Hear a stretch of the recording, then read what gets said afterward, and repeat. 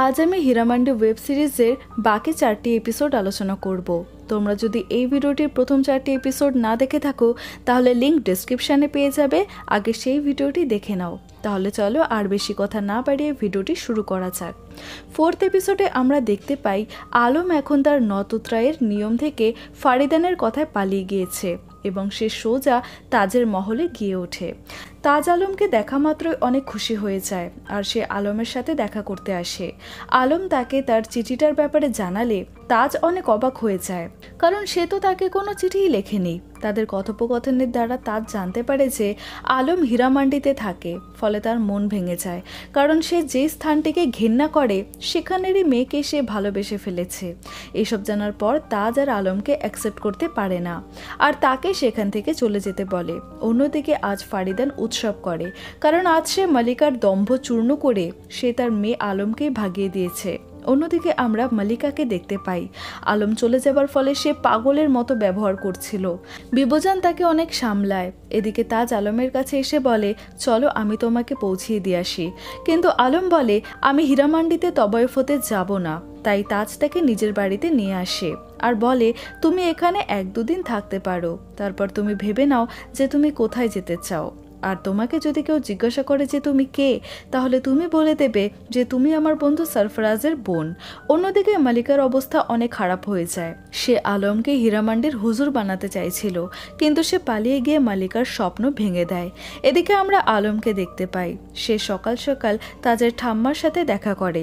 তাজের ঠাম্মা আলমকে অনেক পছন্দ করে, কিন্তু তাজের কথায় তাজের বাবার অনেক সন্দেহ হয় যে আলম কোনো সরফরাজের বোন না, কারণ তিনি আজ পর্যন্ত তাজের কোনো সরফরাজ নামের বন্ধুর নামই শোনেনি।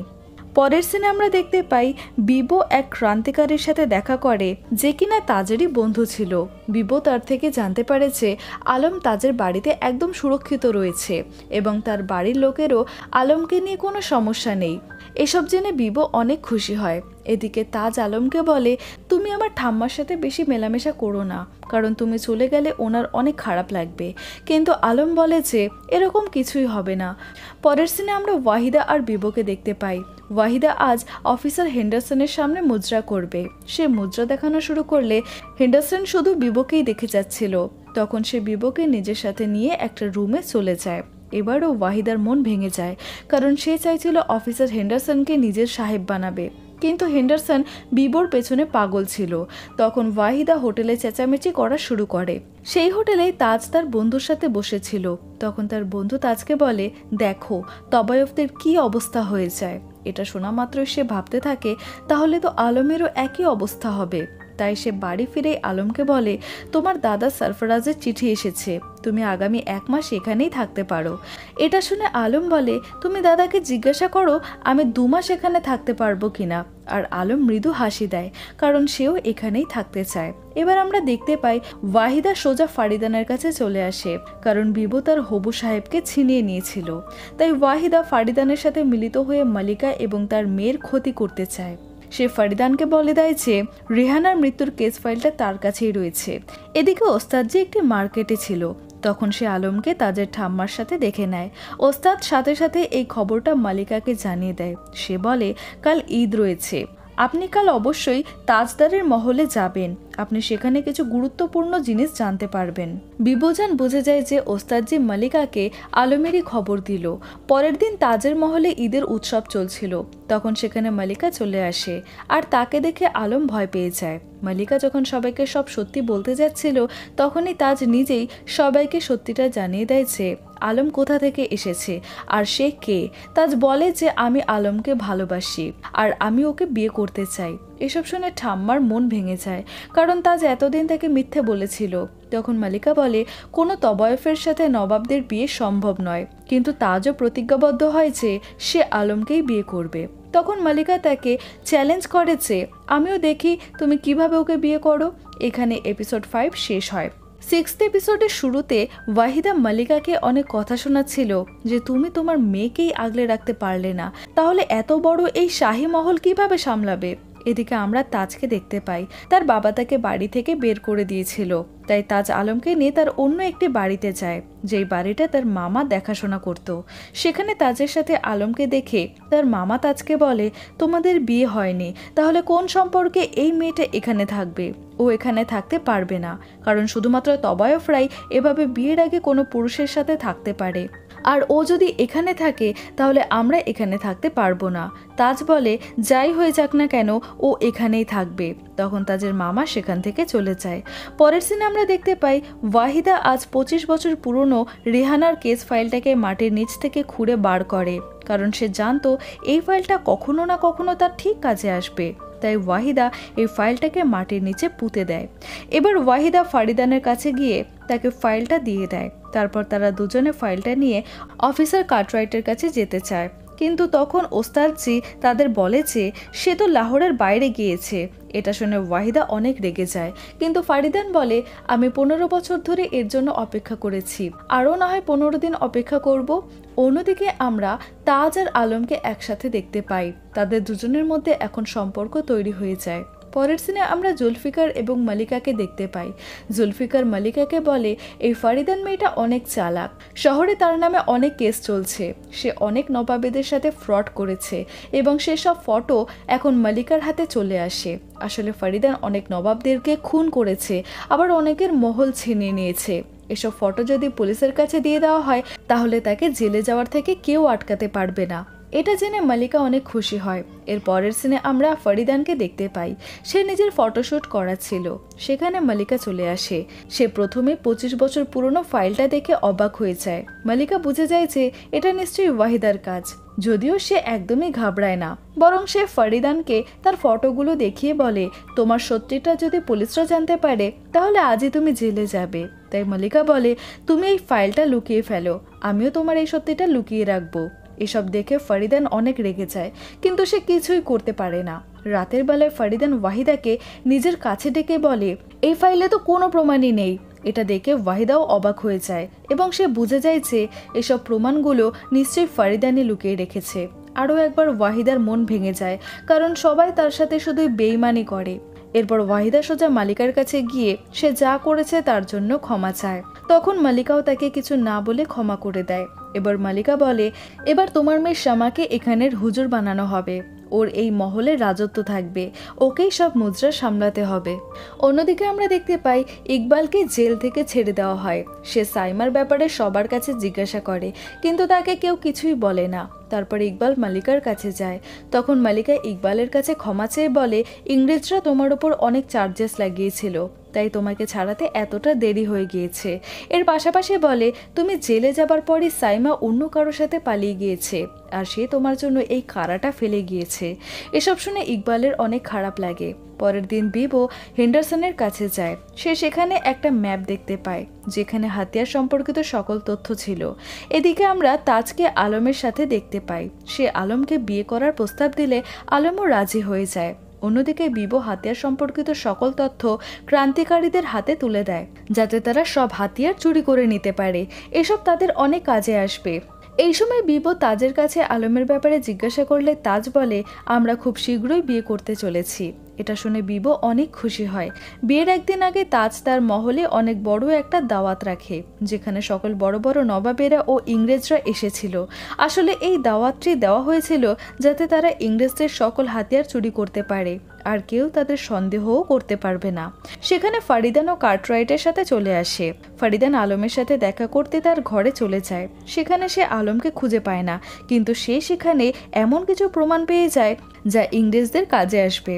অন্যদিকে আমরা ক্রান্তিকারীদের দেখতে পাই, যারা পুলিশের পোশাক পরে হাতিয়ার চুরি করতে আসে। তারা হাতিয়ার চুরি করার পর যখন সেখান থেকে বেরোতে যাচ্ছিল, তখন বাইরে থেকে কেউ তাদের দরজা বন্ধ করে দেয়। ফলে তারা বুঝে যায় যে এসব তাদের ফাঁসানোর জন্য একটা প্ল্যান করা হয়েছিল। দরজার বাইরে সকল ইংরেজ অফিসাররা দাঁড়িয়েছিল। তারা এখান থেকে বাইরে বেরোলেই তাদেরকে তারা মেরে ফেলবে, কিন্তু তারা সকলে অন্য একটি দরজা থেকে বাইরে বেরিয়ে পালিয়ে যায়। তখন ইংরেজরা তাদের উপর গুলি চালালে একজনের গায়ে গুলি লেগে যায়। অন্যদিকে আলমের যখন ফরিদানের সাথে দেখা হয় তখন আলম ফরিদানের ওপর অনেক রেগে গিয়েছিল, কারণ ফরিদান তাকে একটি মিথ্যে চিঠি দিয়েছিল, কিন্তু ফরিদান তাকে বলে এসব আমি তোমার ভালোবাসার জন্যই করেছিলাম। তবুও আলম তার কথাই ভোলে না। পরের সিনে আমরা দেখতে পাই কার্টরাইট যখন ফরিদানের সাথে ছিল তখন তার কাছে খবর আসে যে তাদের সব হাতিয়ার চুরি হয়ে গিয়েছে, তাই সে তাড়াতাড়ি সেখান থেকে চলে যেতে থাকে। তখন ফরিদান বলেছে আমি তোমাকে বলতে পারবো যে এই চুরিটা কারা করেছে, আর আমার কাছে প্রমাণও রয়েছে, কিন্তু তার জন্য তোমাকে আমারও একটা কাজ করে দিতে হবে। কার্টরাইট তার কথা মেনে নেয়। তখন ফরিদান বলে আমার মায়ের কেসটা তো আমি তুলে নিয়েছি, কিন্তু তুমি চুপিসারে এই কেসটার তদন্ত করতে থাকো, কারণ আমি যে করেই হোক মালিকার থেকে বদলা নিতে চাই। এটা শুনে কার্টরাইটও হ্যাঁ বলে দেয় যে এই কেস আমি দায়িত্ব সহকারে ওপেন করব। এবার ফরিদানও তাকে সকল প্রমাণ দিয়ে দেয় যেগুলি সে আলম আর তাজের ঘর থেকে পেয়েছিল। এদিকে আমরা দেখতে পাই আলম আজ তার বিয়ের জন্য অনেক খুশি ছিল, কিন্তু তখনই তার বাড়িতে পুলিশ চলে আসে। তাদের দেখে আলম সব প্রমাণ লুকোতে যায়, যেগুলি ক্রান্তিকারীদের সকল প্ল্যান সংক্রান্ত তথ্য ছিল। তাজ এই সময় বাড়িতে ছিল না, আর পুলিশরা আলমকে সকল প্রমাণ সমেত ধরে নেয়। এরপর আলমকে মেরে ধরে তারা সেখান থেকে নিয়ে চলে যায়। এদিকে আমরা দেখতে পাই হামিদের গায়ে গুলি লেগেছিল। তারা ভাবতে থাকে যে আমাদের মধ্যে কোনো বেঈমান লুকিয়ে আছে, না হলে আমাদের সব প্ল্যান ওই ইংরেজরা কিভাবে জানলো। তখনই সেখানে একজন এসে জানায় যে তাজের বাড়িতে পুলিশরা রেড করেছে, আর আলমকে সকল প্রমাণ সমেত পুলিশরা ধরে নিয়ে গিয়েছে। তখন তাজ আলমকে বাঁচাতে যেতে থাকে, কিন্তু কেউ তাকে যেতে দেয় না। হামিদ বলে তুমি সিদ্ধান্ত নাও, হয় তোমার প্রেমিকা না হয় তোমার দেশ। এটা শুনে তাজ শান্ত হয়ে যায়, যদিও তারপরই তাজ তার বাবার সাথে পুলিশ স্টেশনে চলে যায়। কার্টরাইটের তাজের ওপর পুরো সন্দেহ ছিল যে সেও ক্রান্তিকারীদের সাথে মিলিত, কারণ তার বাড়িতে যেসব প্রমাণ পাওয়া গিয়েছে সেসব তারই মনে হচ্ছে। কিন্তু সেখানে আলমকে ডাকা হলে আলম বলে এইসব প্ল্যান আমারই ছিল, এতে তাজের কোনো হাত নেই। তখন কার্টরাইট বলে তাজ তো তোমাকে বিয়ে করতে চলেছিল, তাহলে সে এত কিছু কিভাবে জানতে পারলো না। তখন তাজ বলে একজন তবায়েফকে কে বিয়ে করে, আমি ওকে বিয়ে করতাম না। আসলে তাজ দেশের জন্য তার ভালোবাসাকে বিসর্জন দিতেও রাজি ছিল। এরপর আলমকে জেলে পাঠানো হয়, আর এখানে এই এপিসোডটা শেষ হয়। 7th এপিসোডের শুরুতে আমরা মালিকা আর বিবজানকে দেখতে পাই। বিবো মালিকাকে জানায় যে আলমকে পুলিশরা অ্যারেস্ট করে নিয়েছে, তাই সে মালিকাকে আলমকে ছাড়িয়ে আনতে বলে। কিন্তু মালিকা বলে আলমের তাজ এখন কোথায় গেল, ও নাকি ওকে বিয়ে করবে। বিবো বলে তাজের ব্যাপারে কিছু জানি না, কিন্তু তুমি আলমকে বাঁচাও।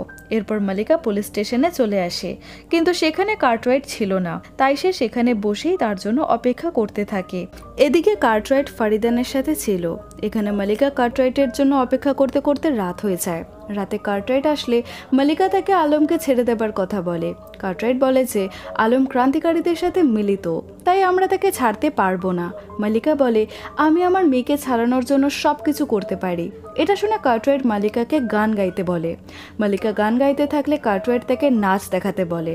মালিকা নাচও দেখায়। তারপর কার্টরাইট মালিকাকে জামা কাপড় খুলে নাচ করতে বলে। এই কথা শুনে মালিকা অনেক রেগে যায়, কিন্তু আলম এখন তাদের কবজায় রয়েছে, যাকে অবশ্যই ছাড়াতে হবে। আর মালিকা এটাও জানতো যে এরপর তারা কি করতে চাইবে, তাই মালিকা তার দেহ ইংরেজদের হাতে তুলে দেয়, আর সব অফিসাররা মিলে মালিকাকে ধর্ষণ করে। পরের সিনে আমরা কার্টরাইটকে ফরিদানের সাথে দেখতে পাই। সে ফরিদানকে জানায় যে আমি তোমার কথা মতো মালিকাকে জব্দ করেছি আর তোমার প্রতিশোধ নিয়ে নিয়েছি। এটা শুনে ফরিদান অনেক দুঃখ পায়, কারণ সে মালিকাকে বরবাদ করতে চাইতো, কিন্তু সে এটা কখনো ভাবতে পারেনি যে এই ইংরেজরা তাকে ধর্ষণ করবে। এইসব ফরিদানকে অনেক বিচলিত করে।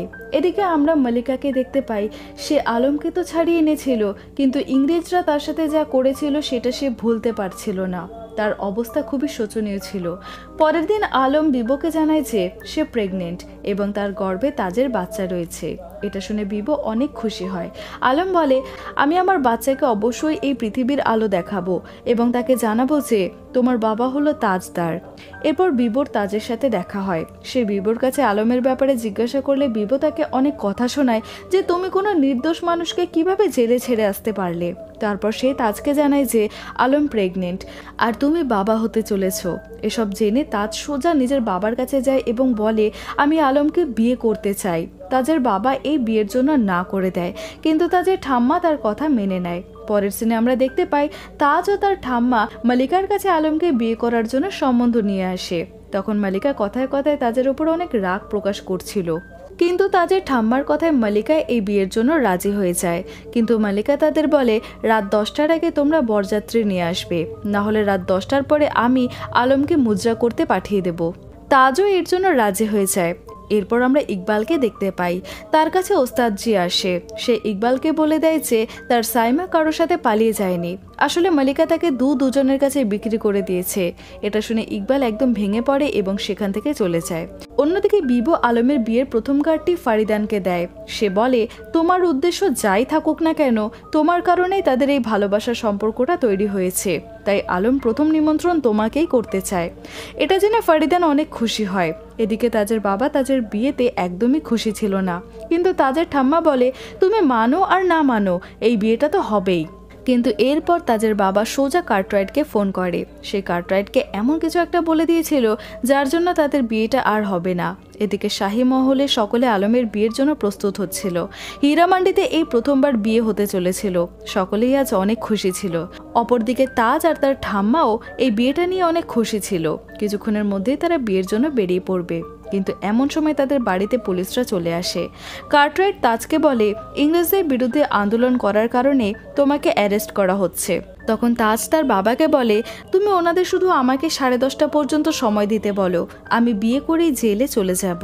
এখানে আমরা জানতে পারি তাজের বাবাই পুলিশদের এসব খবর দিয়েছিল যাতে তারা তাজকে অ্যারেস্ট করে নেয়, ফলে তাদের বিয়েটা হবে না। এরপর পুলিশরা তাজকে অ্যারেস্ট করে নিয়ে চলে যায়। ফলে তাজ ও আলমের বিয়ের স্বপ্ন এখানেই ভেঙে যায়। এদিকে মালিকা এসব জানতে পারলে সে আলমের কাছে গিয়ে বলে, তাজ আর আসবে না, তাই তোমাকে এবার মুদ্রা করতে হবে, এবার তুমি তাজকে ভুলে যাও। এদিকে ফারিদান অনেক খুশিতে আলমের বিয়েতে আসছিল। তখন ওস্তাদজি এসে তাকে বলে যে কার্টরাইট তাজকে অ্যারেস্ট করে নিয়েছে আর তার উপর অনেক বড় বড় চার্জেস লাগানো হয়েছে। এসব শোনা মাত্রই সাথে সাথে ফারিদান কার্টরাইটের কাছে এসে তাকে তাজকে ছেড়ে দেওয়ার জন্য অনেক কাকুতি মিনতি করতে থাকে। কার্টরাইট বলে, ও যদি ওর বাকি সঙ্গীদের নাম বলে দেয় তাহলে আমি ওকে এক্ষুনি ছেড়ে দেব। কিন্তু তাজ কারোর নাম বলছিল না, সে শুধুমাত্র ইনকলাব জিন্দাবাদ ধ্বনি দিচ্ছিল, যার ফলে পুলিশরা তাকে আরও বেশি করে মারতে থাকে। আর এভাবেই মারতে মারতে তাজের মাথায় একটি লাঠির বাড়ি লাগে এবং তাজের এখানেই মৃত্যু হয়। এটা দেখে ফারিদান অনেক দুঃখ পায়। অন্যদিকে আলম আজ প্রথমবার মুদ্রা করে। সেখানে ফারিদান এসে বিবোকে জানায় যে তাজের মৃত্যু হয়েছে। বিবো সোজা আলমের কাছে গিয়ে তাজের মৃত্যুর খবরটা দিয়ে দেয়, যেটা শুনে আলম একদমই নিস্তব্ধ হয়ে যায়। এখানে 7th এপিসোডটি শেষ হয়। এপিসোড 8-এর শুরুতে আমরা আলমকে দেখতে পাই। তাজের মৃত্যুর ফলে আলমের অনেক বড় ঝটকা লাগে। সে কথা বলা, খাওয়া দাওয়া, ঘুম সবকিছু বন্ধ করে দেয়। এসব দেখে মালিকার তার মেয়ের জন্য অনেক চিন্তা হয়। এরপর বিবো আলমকে তাজের কবরে নিয়ে আসে। এখানে এসে আলম মন খুলে কান্না করে। অন্যদিকে আমরা তাজের বাবাকে দেখতে পাই। সে ইংরেজদের জিজ্ঞাসা করে যে তাজের মৃত্যু কিভাবে হয়েছে। ইংরেজরা তাকে মিথ্যে বলে যে আমাদের পুলিশ স্টেশনে ক্রান্তিকারীরা হামলা করে দেয়, তাদের ভয় ছিল যে তাজ হয়তো তাদের পরিচয় আমাদেরকে জানিয়ে দেবে, তাই তারা নিজেরাই তাজকে মেরে ফেলেছে। সে এবার তাজের বাবাকে হীরামান্ডির বিরুদ্ধে ভড়কানো শুরু করে।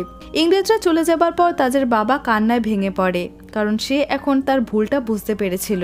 এদিকে আমরা মালিকার কাছে ফারিদানকে দেখতে পাই। তারা দুজনই এখন একে অপরকে ক্ষমা করে দিয়েছিল।